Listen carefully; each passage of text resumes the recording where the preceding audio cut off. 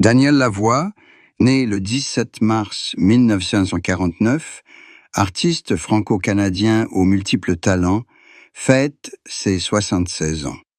Figure incontournable de la musique francophone, il est reconnu comme l'un des musiciens, chanteurs et compositeurs les plus influents. Célèbre non seulement pour ses ballades romantiques, mais aussi pour son interprétation bouleversante du Père Frollo dans la comédie musicale classique Notre-Dame de Paris. Cet homme semble avoir trouvé l'épanouissement tant dans sa carrière que dans sa vie familiale. Marié à Louise Dubuc et père de 3 enfants, Mathieu, Gabriel et Joseph, il semble avoir trouvé le bonheur. Pourtant, derrière cette image d'homme accompli, mari, père et artiste, se cache une certaine tristesse indicible, un conflit latent entre la stabilité de sa famille et l'âme vagabonde d'un artiste qui doit sans cesse créer et se produire. Aujourd'hui, Lavoie suscite respect et admiration.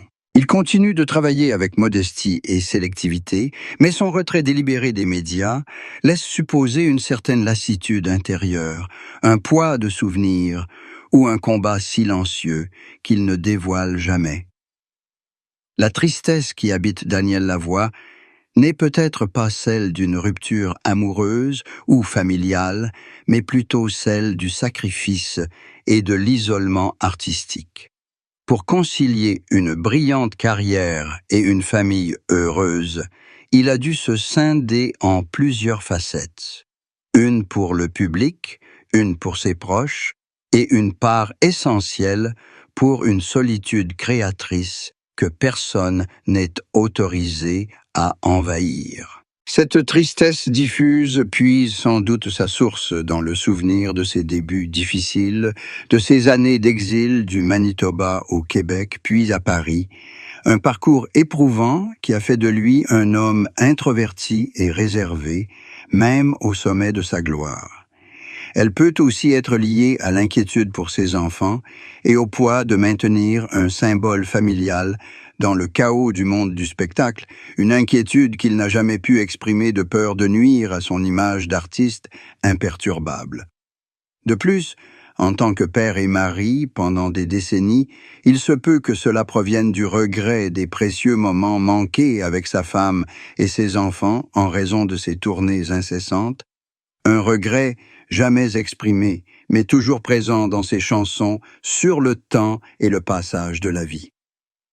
Guichard a un jour parlé du prix qu'il a dû payer pour sa carrière, l'absence d'une présence totale dans la vie quotidienne. Le plus grand mystère et la plus grande énigme qui entoure Daniel Lavoie est la question « Que cache cet homme ?» Peut-être cache-t-il la lassitude d'être constamment un homme romantique et inspirant, le fait que celui qui chantait l'amour éternel ait lutté contre des moments de doute et un désir ardent d'une vie normale et anonyme. Il cache la difficulté de concilier la frénésie créative et la stabilité de la vie familiale, une lutte qu'il mène chaque jour depuis plus de 50 ans. La tristesse de Daniel Lavoie est celle d'un voyageur qui a trouvé un foyer, mais dont l'âme appartient à jamais aux routes, aux mélodies encore à découvrir. Une tristesse gardée secrète pour protéger la paix de ceux qu'il aime. L'histoire d'amour et de mariage de Daniel Lavoie avec Louise Dubuc est un rare exemple de stabilité dans le monde turbulent de l'art, témoignant de son engagement non seulement sur scène, mais aussi auprès de ses 3 enfants, Mathieu, Gabriel et Joseph. Pourtant, même au sein d'un mariage long et apparemment heureux, une faille est apparue. Non pas une rupture de la relation, mais une atteinte à l'intégrité personnelle et à des sacrifices silencieux de part et d'autre. Cette faille tient au fait que, pour un artiste aussi intense que Lavoie, le bonheur ne pouvait être pleinement atteint sans sacrifice. Sa relation avec Louise Dubuc reposait sur une profonde compréhension de son travail et de sa solitude, une compréhension qui faisait d'elle non seulement son épouse, mais aussi sa protectrice et son pilier. Ce rôle s'accompagnait cependant d'un fardeau émotionnel invisible.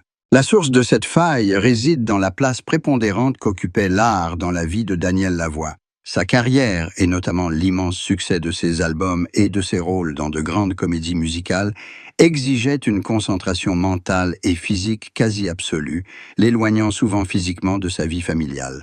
La rupture résidait dans le fait que Louise Dubuc et ses enfants devaient le partager avec des millions de spectateurs et ses admirateurs.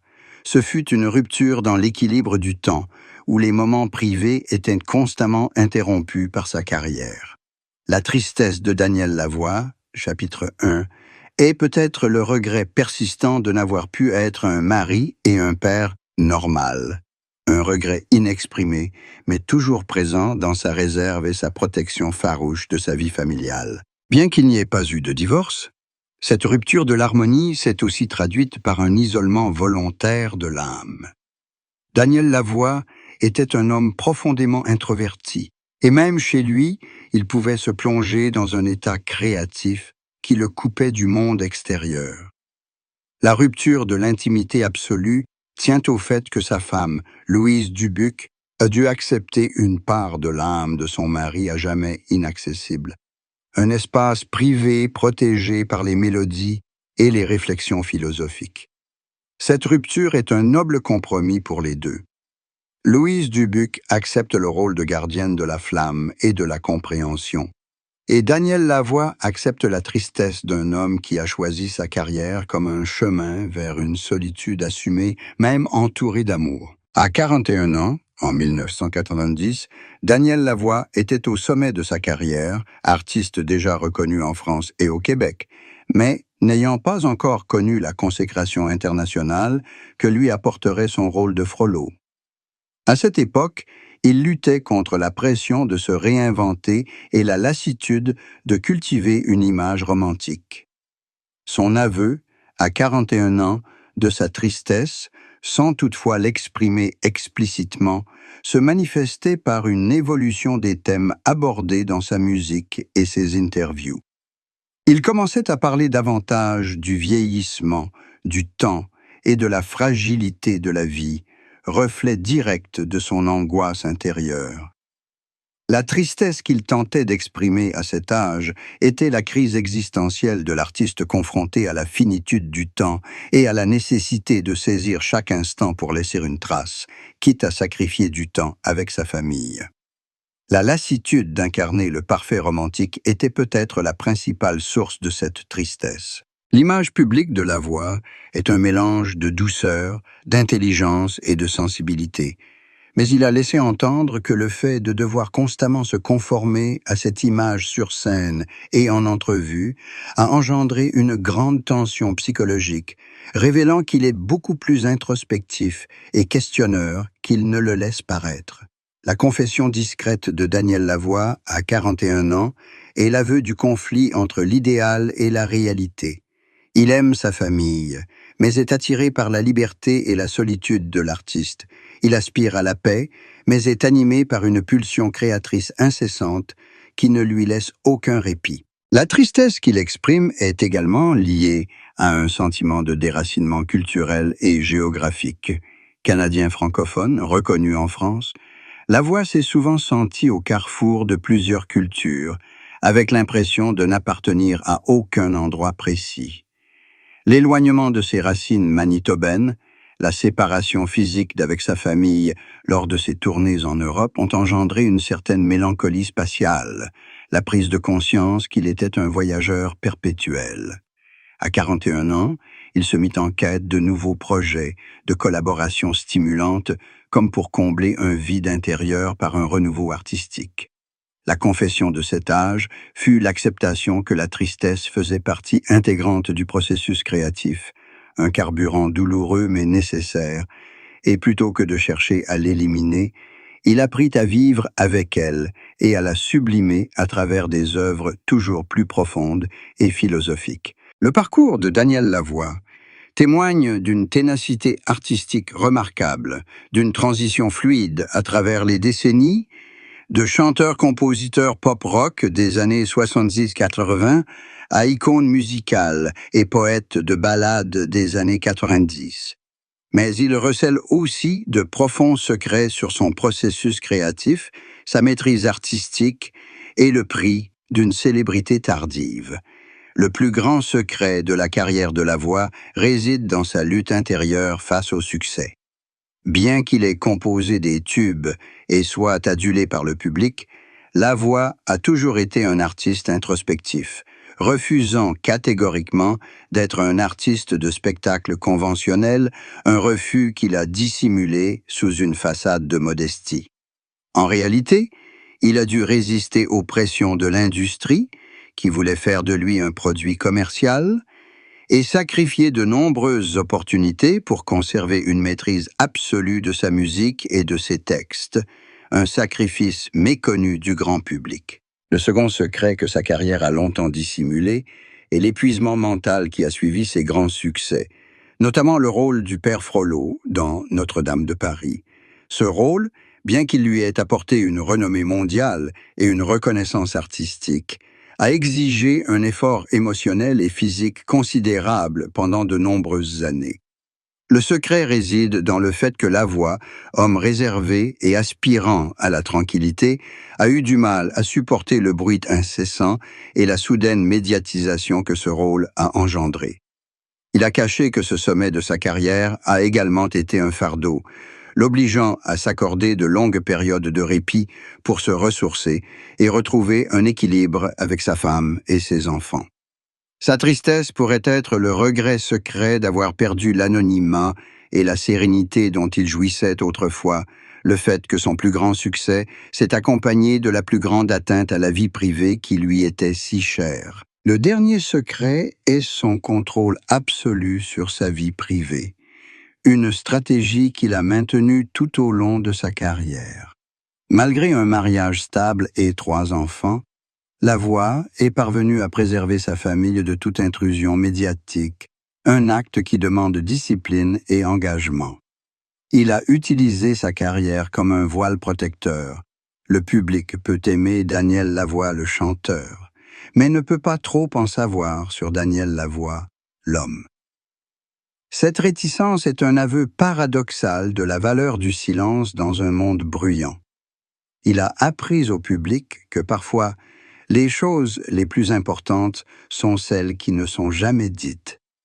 Son parcours est un chef-d'œuvre de compromis artistique et d'intimité absolue. Si l'histoire d'amour de Daniel Lavoie et Louise Dubuc est un chant d'endurance, alors la confession la plus bouleversante de son amour n'est pas l'effondrement physique, mais la reconnaissance philosophique de la présence d'un amant éternel dans son mariage, la solitude créatrice et l'obsession de l'art. La confession la plus troublante de Lavoie est que, s'il aimait Louise Dubuc et les enfants, le plus grand et le plus exigeant amour de sa vie était la solitude dont il avait besoin pour écrire, composer et jouer. Cette confession implique que Louise Dubuc et ses 3 enfants, Mathieu, Gabriel, Joseph, ont dû accepter de partager une position avec une entité invisible, mais extrêmement possessive, la muse de Lavoie, Muse. Cet aveu est bouleversant car il a redéfini la nature de leur long mariage. Il ne s'agissait pas seulement d'une union romantique, mais d'un accord sublime où l'épouse devait accepter que son mari soit un homme qui n'a jamais vraiment appartenu à aucun lieu ni à personne. Lavoie avait laissé entendre qu'il pouvait être chez lui, mais son esprit était ailleurs, plongé dans des mélodies et des réflexions philosophiques. Cette vérité pesait lourdement sur Louise Dubuc, contrainte de faire le lien entre le monde réel et l'univers artistique de son mari. La tristesse de Daniel Lavoie était peut-être le fruit d'un profond regret d'avoir fait passer ses besoins créatifs avant ceux de sa famille pendant des décennies, un choix irrévocable, car il en avait la source de subsistance. Cette seconde confession, liée à son obsession artistique, révèle la difficulté de préserver l'authenticité d'une relation constamment sous les feux de la rampe. Lavoie devait sans cesse se produire sur scène, ce qui pouvait nuire à sa capacité d'exprimer l'intimité et l'authenticité dans sa vie privée. La confession la plus bouleversante est que son amour pour Louise Dubuc devait exister malgré et au-delà de sa carrière, et non grâce à elle. C'était un amour fondé sur l'acceptation des profonds défauts de l'autre. Louise acceptait la distance mentale de son mari, et Lavoie acceptait la tristesse d'un homme constamment tiraillé entre deux mondes, un équilibre qu'il s'efforçait de maintenir avec une discrétion absolue, protégeant ainsi sa femme et ses enfants du prix dévastateur de la célébrité. Après plus de 50 ans passés avec Louise Dubuc et un aveu choquant d'appropriation artistique, la vision d'un nouveau mariage pour Daniel Lavoie, ou plutôt la continuation et la redéfinition de son mariage actuel à 76 ans, s'est muée en une philosophie de résonance discrète et d'amour fondée sur une liberté radicale. Interrogé sur l'avenir de leur relation, Daniel Lavoie ne parle plus de la passion amoureuse de la jeunesse, mais d'un engagement profond basé sur l'acceptation absolue des imperfections de l'autre. Son nouveau mariage est la continuation du précédent, mais redéfini comme un modèle de vie commune où chacun peut avoir une vie intérieure totalement indépendante sans que cela soit perçu comme une trahison. Lavoie a laissé entendre que l'engagement à un âge avancé doit reposer sur la gratitude et le respect des sacrifices passés.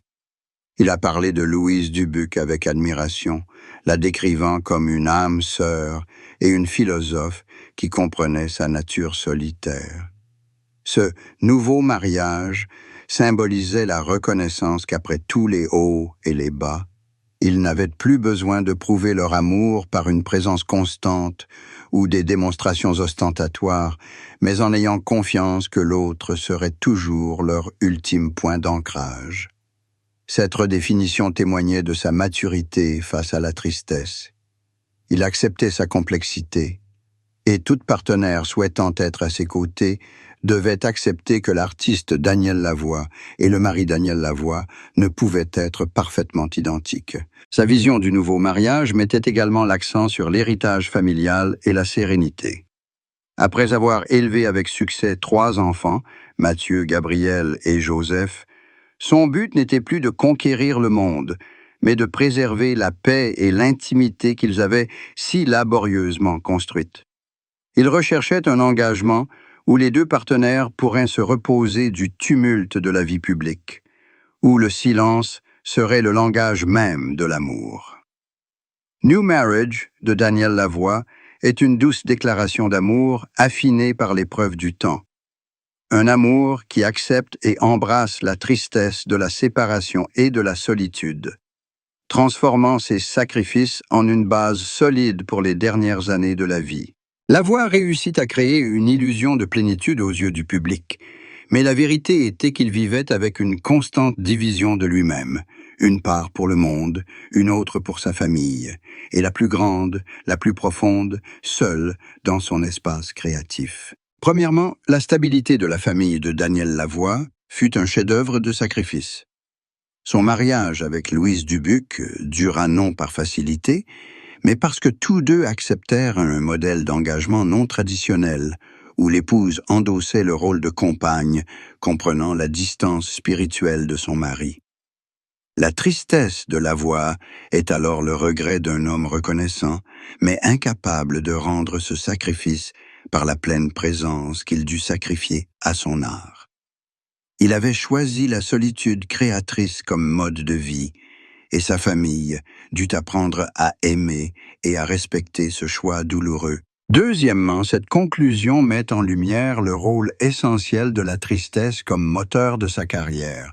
C'est la tristesse liée à la fragilité, au passage du temps et à la solitude intérieure qui a poussé Lavoie à créer des œuvres d'une profondeur philosophique, à l'opposé de celle de ses contemporains de la pop.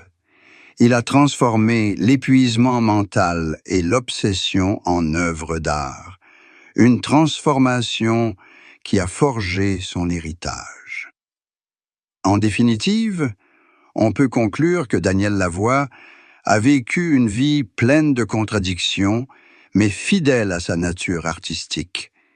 C'était un homme qui chantait l'amour, qui a connu un mariage solide, mais qui portait toujours en lui une âme errante et solitaire.